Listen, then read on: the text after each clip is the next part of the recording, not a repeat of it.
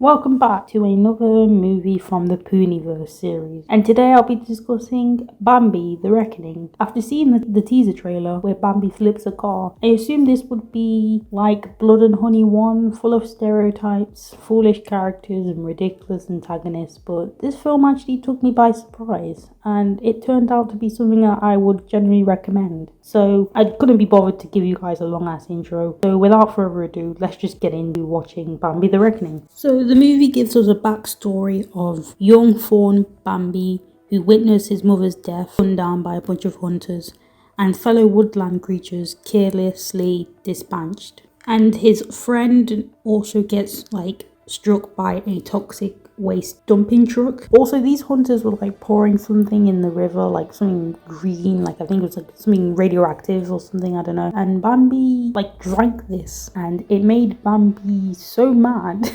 Now he's just out for blood. Title of the movie, guys. So we get two hunters, and they practice shooting birds, animals with tense music.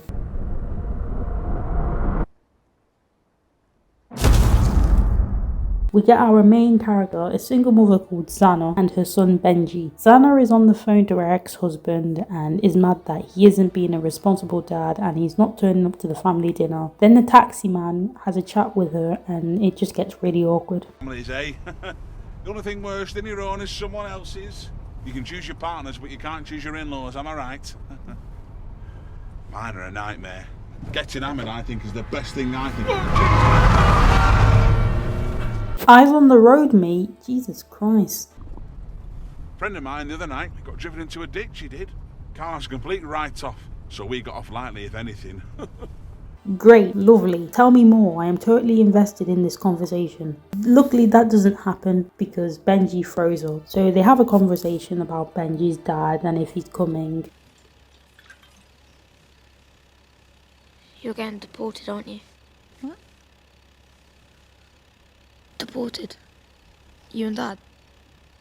Not married anymore. She's getting deported? Where did that come from? I mean, she has a British accent. And if she is, she's most likely going to get deported back to England, where this is set, unless this is set in the US.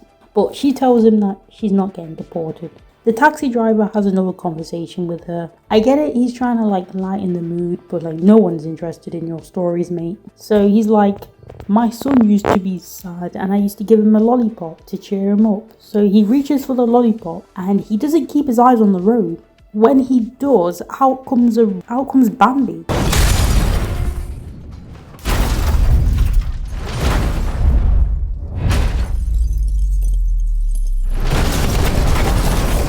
Oh my god, I saw the teaser trailer of Bambi flipping her car and I brushed it off because it looked silly, but now my perspective of Bambi doing that has changed and I'm like, what the fuck? The car is upside down. Bambi gets on top of it and prepares to crush the car and kill these three people inside. These two are able to get out, but the driver's hand is stuck and he can't get out. So they have no choice but to leave him to die, and he dies a painful death as they escape. But we get our first look of Bambi and yep, he is pissed. Next scene, we get a woman called Grandma Mary who is having visions of Bambi and can sense that he is present. So whilst researching this movie, I found out that Grandma Mary is suffering from dementia. But I didn't know that until after I finished watching the movie, so I was confused on why she's having these visions in the first place, because she has them a lot. So Zana and Benji run for their lives. So in any horror movie, you need to do this with the editing.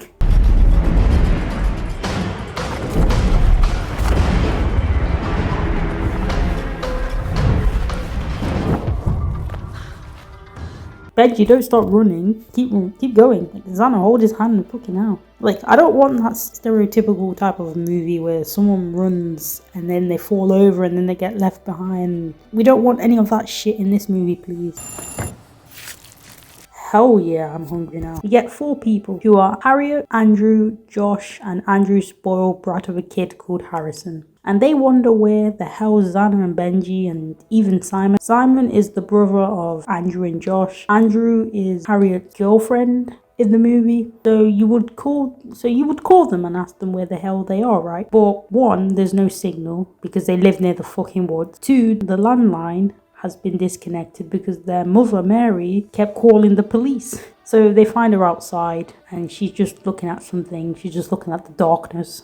And Harrison was supposed to watch Grandma Mary, but he didn't. And then Harriet scolds him for not doing that. It's evident that these two don't get along. So Xana and Benji make it to the house, and Xana explains to the family what happened and that they left the driver in the car. Xana suggests that they should go back for him, and Harriet is like, that's his problem. And Josh decides to go out on his own and look for the guy in the dark, in the woods, where nothing bad can happen to you. Am I right? Signal, call for help. Andrew! I don't know, it's up to him. Maybe it's for the best. Andrew, that's because you're a pussy based on the way you're standing. So these three hunters see the car that has been destroyed and are investigating, and they find Xana's phone. But they don't find the driver though. Did Bambi eat him? I don't know. She's pretty tasty. Now you're just being a fucking creep. They hear something, prepare to shoot at it. We get a back and forth scene of Grandma Mary like having visions of Bambi. Grandma. Grandma. Shut up. Harrison! Fucking hell, if I said that to my grandma, well, I can say goodbye to that tablet because it's going to be smashed into pieces. Don't do that. Why not? Because it's mean. She's annoying. You're annoying. Thank you, Xana. He is an annoying little brat. We go back to the hunters, armed and tensed, combining the woods for a mysterious unknown figure. And a black hunter hears a sudden noise in the bush and fires without hesitation, only to realise, too late, he shot Josh.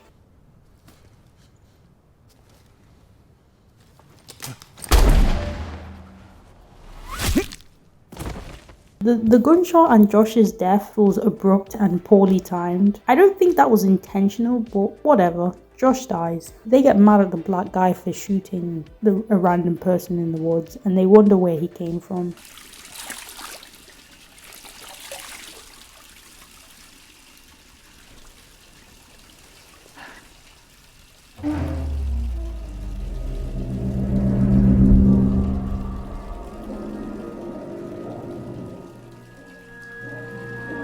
Deers everywhere, like, oh my god, how can anyone even sleep in this house? Why is there like so many statues and paintings of deers? So Grandma Mary says a lot of confusing things, often talking about her son Simon, sometimes even mistaking her grandson Benji for him. She sees visions again of Bambi and turns the light off for some reason. Mom! Mom! Benji? Benji! Benji? Mom is back!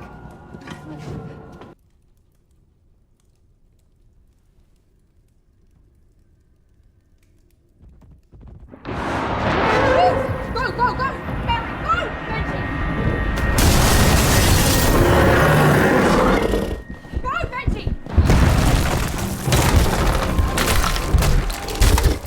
Harriet and Harrison and Andrew see Bambi, and Harrison has the genius idea to throw wine bottles and cups at Bambi because that will stop him and definitely won't piss him off even more, am I right?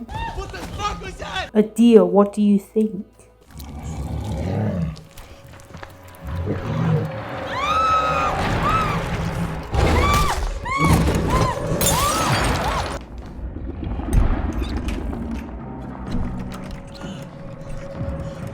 Really, Bambi, really? Why are you trying to open the door with your legs instead of just breaking it down? Like, he's fiddling with the doorknob. Either he's being ridiculous in this scene, or he's just incredibly polite, and I think he's just being really polite. It couldn't have got worse. They could have like had him knock on the door instead of breaking it down. That would have had me laughing. So Harriet like separates from everyone. She escapes through the window but gets stabbed by Bambi, and the rest of the family make it to the caravan. And the caravan doesn't start, of course, and they also wonder where the Harriet is. Where's Harriet? Did you see her?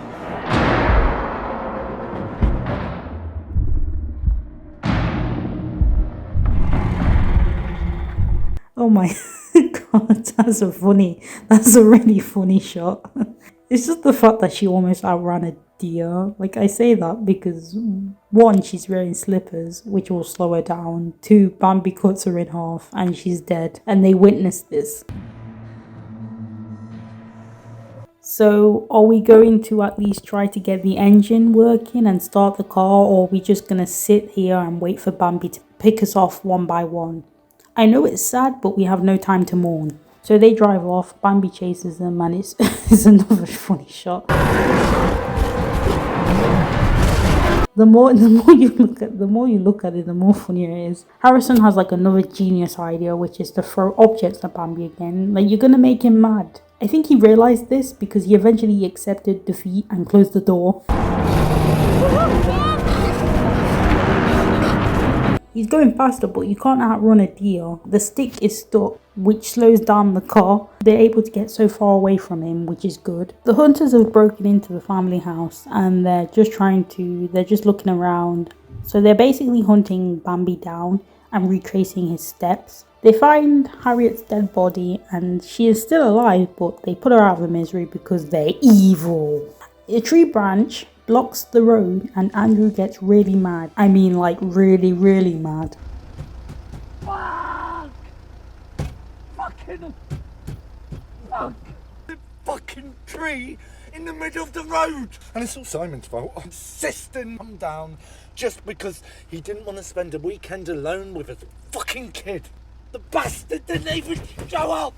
Way to go, Andrew. Why don't you just say that to your nephew's face? And besides, even if Simon had shown up to the family dinner and Bambi started attacking and chasing them, who's to say that the tree branch wouldn't have blocked the road anyway, with or without Simon there? So whilst they figure out how to get the tree branch out of the road, Grandma Mary again mistakes her grandson for her son Simon, and Benji asks Grandma Mary where Simon is, and she says this. Simon.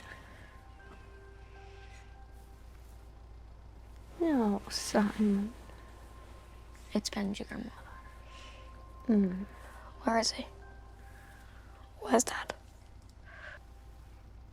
Simon, he's out playing in the park.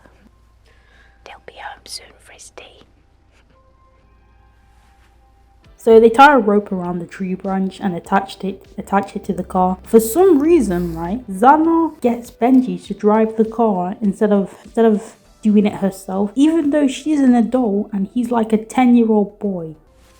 Benji, I want you to do it for me, please. So when we're ready... You give me the signal to drive. Exactly. Then? Don't know. You do. I don't. I've just explained this to you. It's not rocket science. I don't understand why I have to do Because it. I've asked you to and I need you to, okay? Why can't Zana do it though? I mean, Grandma Mary can't do it. I don't even think Grandma Mary knows what the fuck is going on at the moment. But it's like asking a 2-year-old to carry all the heavy bags at Morrison's and then telling them it's not rocket science when it is because of his age. Bambi appears, ready to kill them all. And this is by far one of the funniest scenes in this movie. I mean, shit, you know, this had me laughing. Drive, Benji, drive!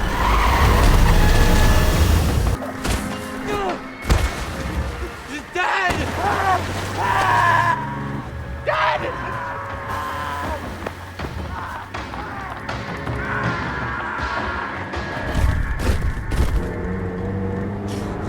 Mom, I don't know what I'm doing, Mom!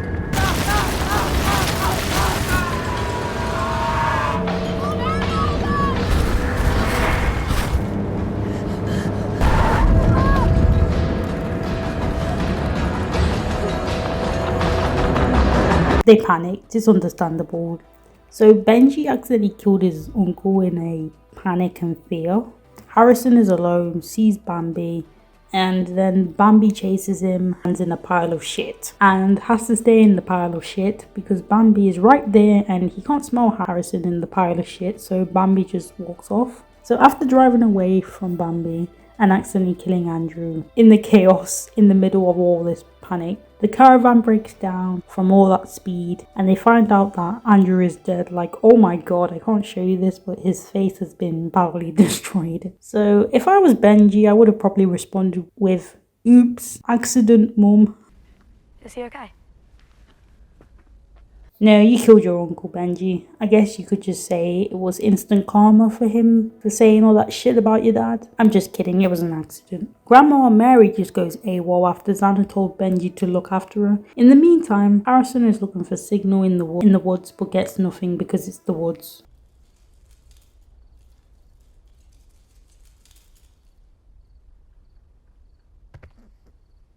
It's Thumper! Oh my god, I appreciate Thumper being in this movie. What the fuck do you want?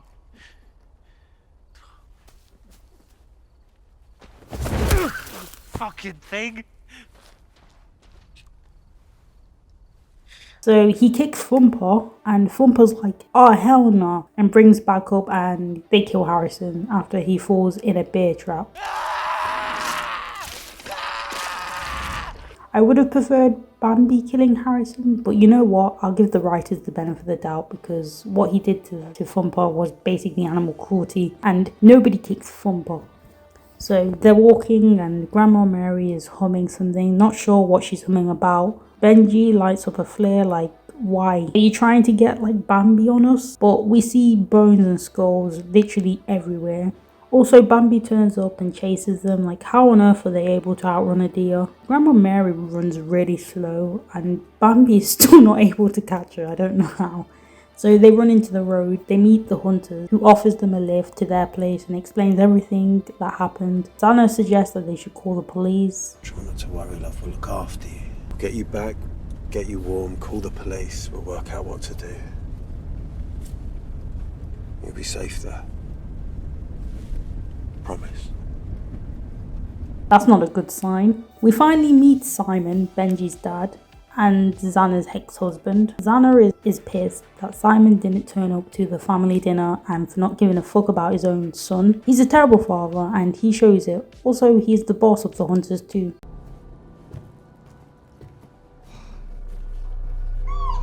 Shut the fuck up! So pretty much they're just abusing these animals. These two have a shouting match, but I'm 100% siding with Xana in this argument. Benji hears everything, sees the dad's true colours and what kind of father he really is, and it makes him so angry that he runs out of the house. I did tell you, didn't I? I did tell you not to come. Is that all you've got to say? None of you were supposed to be here. I wanted to look out for Benji. I didn't want to let Benji down. Really? Really? So that's the reason, is it? Why you begged me to take him this weekend? I didn't beg you. Oh, please. Your son. turn. Please. You're his dad. Please, son. Take him off my That hands. didn't happen. I want you to want to spend time with him. I want you to want to have a relationship with your child.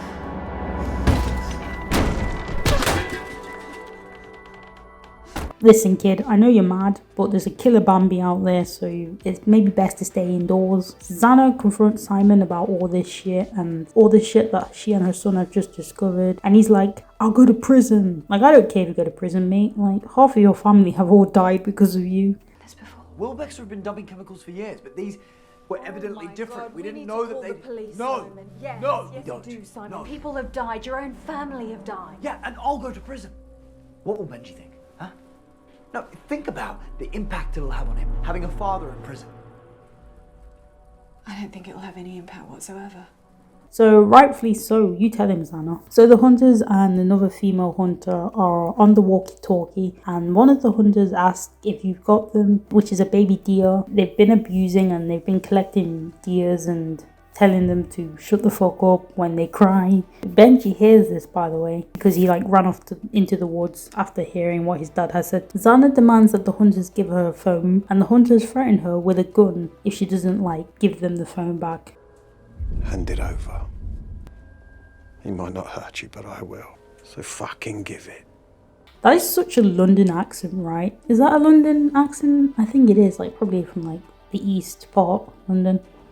The hunter explains to Xana what they are doing and Simon's involvement in all of this, and they make an idiotic decision to lure Bambi to their hideout and kill him. What a trap. Plan is to draw it out of the shadows. Draw what? The creature that attacked you. You're bringing it here. It's perfectly safe. Safe. Safe? Xana. You knew about this.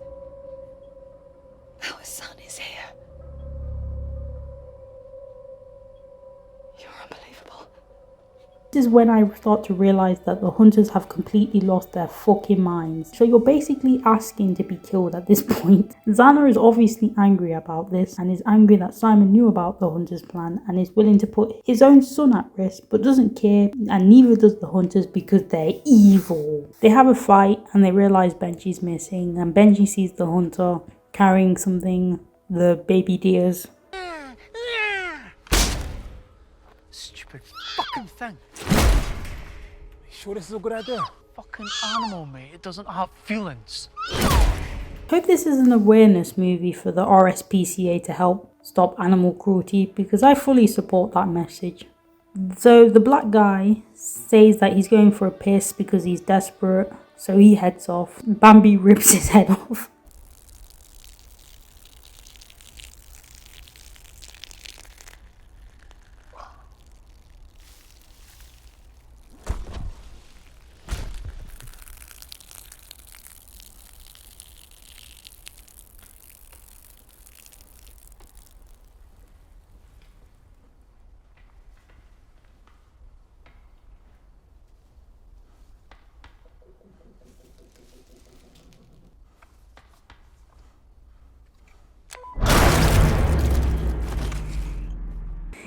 It was just so abrupt, and he wasted no time on killing this guy, mainly because I think this guy just got too curious. So Xana asked Grandma Mary where Benji went, and we get this.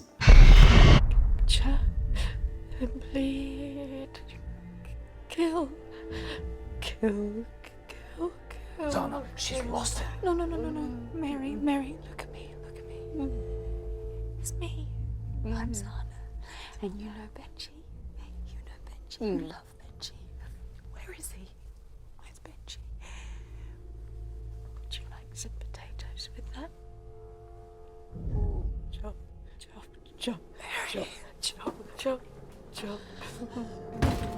We get fuck all with that conversation. I know she has dementia, and like I said, I didn't know that until I watched this movie, so I was left wondering why she's saying all this shit that don't make sense, but I know why now. So with no luck, Xana goes out and looks for Benji herself, and she sees the dead bodies. The hunter gets pissed off that the black guy is taking too long, so he goes and finds him. He shouts his name Tyler, which is the first time they bring up this guy's name in the movie, and he finds his dead body and with no head, and he vomits.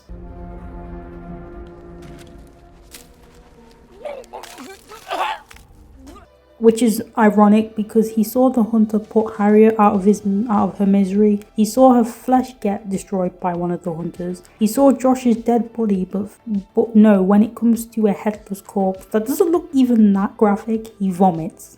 Bambi sees him and a chase scene happens, and we find out the hunter's name is Eddie because the other hunters like, Eddie, come in on the walkie-talkie, and they have the walkie-talkie they have, but no one picks up. So while he is gone, Benji frees the baby deer, only to get caught by the CCTV, by the way. So there was even a footage of Thumper and the gang killing Harrison. But this shot is so confusing because where exactly is that camera like conveniently like set up? It's like set up in a log or a tree. It's kind of hard to tell how the hell they got that footage in the first place. So the hunter sees this and decides to kill Benji for freeing a baby deer. Eddie, the hunter, gets into the car with the door still open.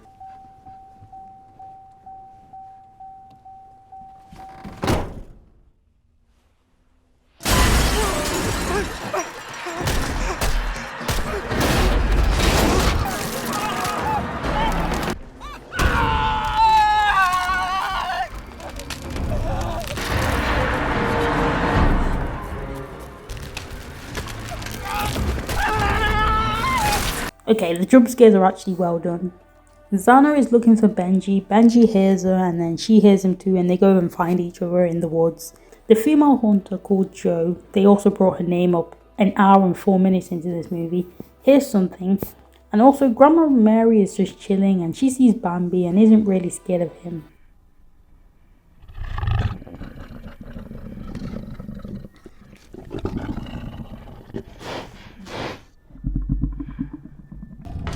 Oh, poor Grandma Mary. She probably thinks it's all a dream or an hallucination. So before he can eat her, he hears Joe, the hunter, making a noise. She fires a shot that causes a gas explosion, which kills Bambi and Grandma Mary and herself in the house.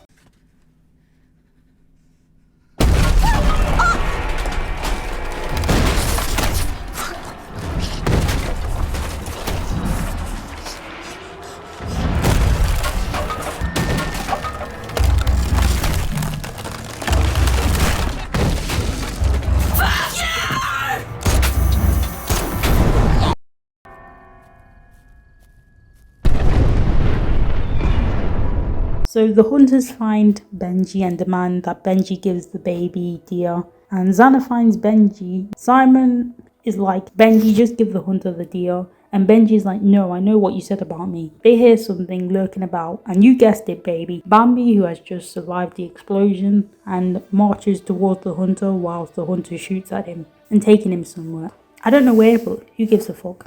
Xana and Simon fight over the phone, and he gets it. Prick. Bambi comes back. Simon runs off like a selfish idiot. Bambi prepares to kill Benji, but Xana tells Benji to stay calm and wants to sacrifice herself to save Benji. She's a good mother, unlike Simon. But Benji's like, I'm not leaving you. I'm nothing like my dad. I'm a good kid. So she basically apologizes to Benji for not telling him about his dad. Bambi only wants one thing, which is his son, baby Bambi Jr. So Xana gives baby Bambi Jr. back to him, and Bambi shows her and Benji mercy.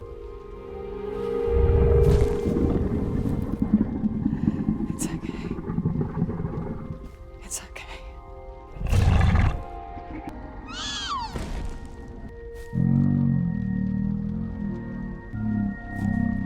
See, I knew he had a heart, really. He doesn't really want to kill. He's just doing it for baby Bambi Jr.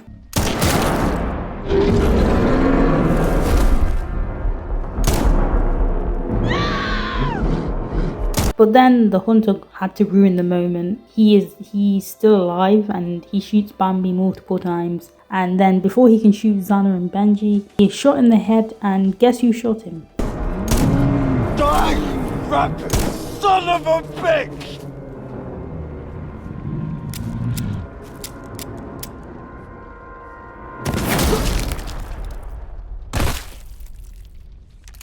Grandma Mary, who has survived the explosion. I don't know how, but hey, at least she remembers her grandson's name. So for those wondering what happened to Simon, he gets in the car, he hears something in the back and finds nothing, but sees Fumba looking directly at him.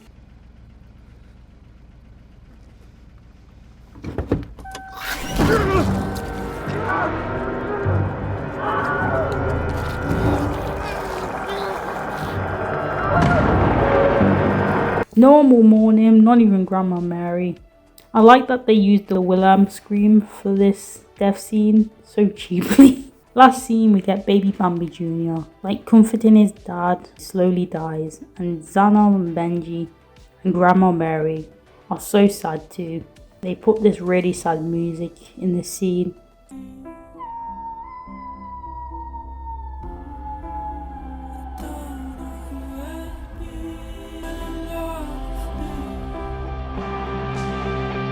Not gonna lie, it brought a little tear in my eye, mainly because it just reminds me of Bambi's mother, who also died. It was so sad. The movie ends, and apparently Bambi's set to return to the Pooniverse. I'm not sure how they'll do it. Maybe Owl will resurrect him, or maybe baby Bambi Jr. shows up to avenge his father's death. Honestly, I have no idea. So Bambi The Reckoning, I'll say the writing had an interesting concept because it takes something innocent and turns it into a horror survival story. And I like how they tried to build tension through the forest setting and constant danger. But at the same time, the story was a bit simple. The characters didn't feel really very deep or memorable, and a lot of dialogues and plot points were predictable. So overall, it felt more like a fun and horror idea with shock moments rather than strong, well-developed story. So the mother is the main survivor of the story. Her role is to protect her child, and while trying to stay alive in the dangerous forest, and she often makes fast and emotional decisions based on fear and instinct. As the attacks get worse, the child is very vulnerable and scared, relying completely on the mother for safety and reacting with confusion and panic whenever danger appears, which makes the situation feel more intense, and they drive the survival story while the rest of the group don't really move the plot, and they're mostly there to just show threat of the forest, and they just get killed off. And Bambi is like the main force behind everything, as the creature that is constantly attacks and pushes the survivors to keep running and trying to survive. We get Simon's brothers, who get killed in one of the most sudden and dumbest way in the movie. I'm gonna be honest, Andrew's death scene had me laughing for a while.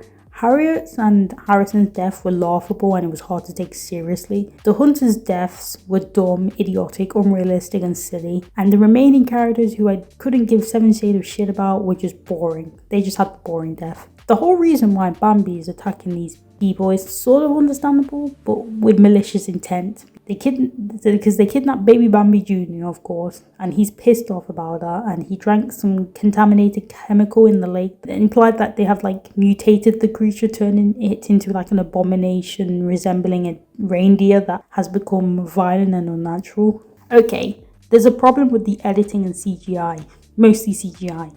As an example, did you see the way Bambi chased Harriet? When that shot looked funny, there was a scene where it looked so silly, but I was far too distracted with the other things. I didn't care about the CGI that looked ass. And the creature's movement can look unnatural or a bit awkward on screen. It made the shot feel unintentionally funny or low budget, but however, the pacing and the constant action often distracts from like visual issues.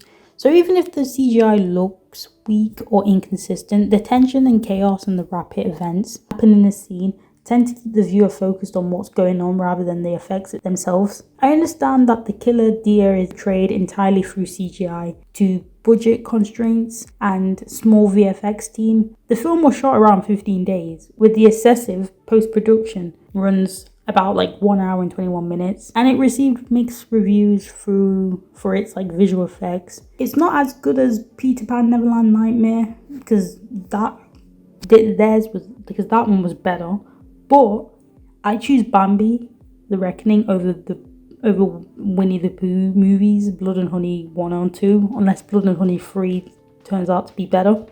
So I choose Bambi The Reckoning over Winnie the Pooh, Blood and Honey 1 and 2. Even though Blood and Honey 2 had double the budget, the CGI was, as an example, Tigger's Tail was a mess. Another film from the Pooniverse series came out recently called Pinocchio, and I'm guessing it probably will follow the same kind of twisted idea where he lies and his nose grows, except this time it turns out into like a horror gimmick where he ends up stabbing people with it. Something like that, I don't know. I don't even want to assume that's the case, because then I'll feel like, have I seen this movie before? Which I have not seen this movie. But anyway, yeah, I would recommend this movie. It's quite interesting, and I feel like I'm underestimating the Pooniverse a little bit, which is why I kind of stopped watching trailers. I can't wait to see what else they release from the Pooniverse, and I'm curious about the movie Pooniverse Monster Assembled because I've heard that it's inspired by the Avengers and Blumhouse The Black Phone, and I can't wait to see how that will work and if it will be watchable or goofy, maybe both. So that is it, guys. Thank you for watching my video. Like and subscribe, and I will see you guys soon. Bye.